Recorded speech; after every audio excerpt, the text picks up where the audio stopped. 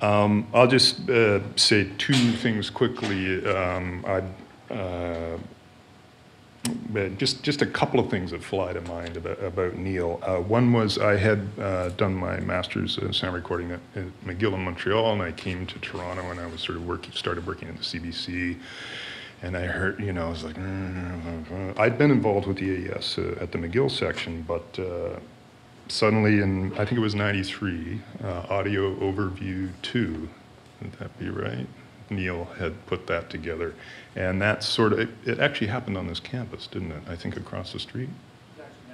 It was 91? Okay, yeah. Bad notes. It was that early. That was when okay. It was exactly when I arrived in Toronto. Thank you, Earl.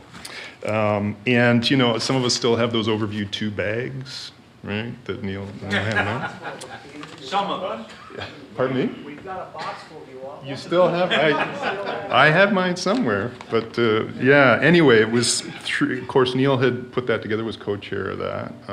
And that sort of got me back into the loop of the AES and introduced me to a lot of the people in the audio industry in Toronto, and a lot of you who are here this evening.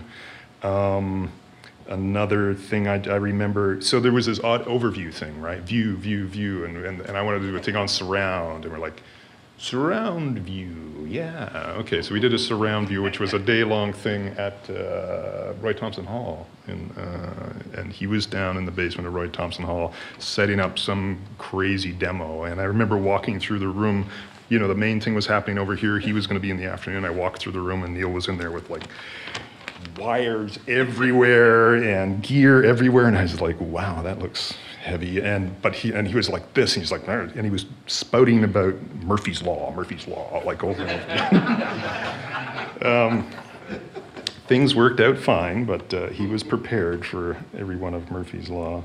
And the last thing is just to say, I remember 2007, Earl, he got the what was it, a fellowship from the AES? Yeah.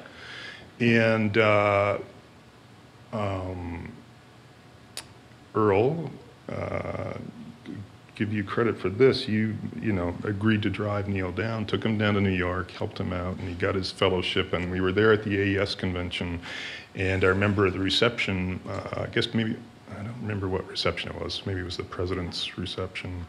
Anyway, walking in and Phil Ramone's there, and like, and Neil's, he owned his wheelchair, and I had never seen him so serene and happy, just like, wow, it's great to be here with everybody.